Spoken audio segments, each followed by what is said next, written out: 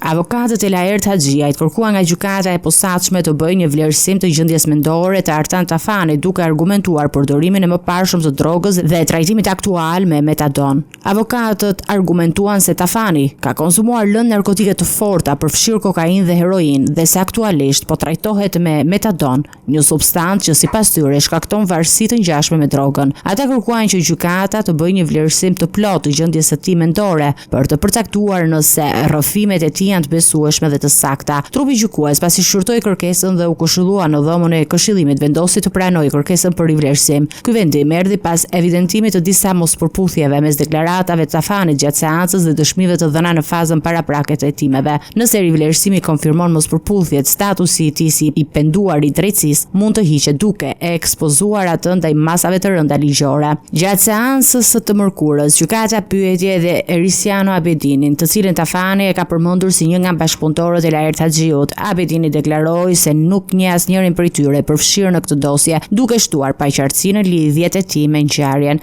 Gjithashtu, Tafani ka rrëfyer edhe vrasjen e Fridman Xhaferit, duke e përfshirë në detaje mbi mënyrën e ekzekutimit dhe përfshirjen e disa personave të tjerë në krim. Trupi gjykues do të shqyrtojë të gjitha mospërputhjet me deklarimet e tij dhe provave ekzistuese për të vendosur mbi statusin e të penduarit të drejtësisë dhe mbi pasojat ligjore që mund të ketë.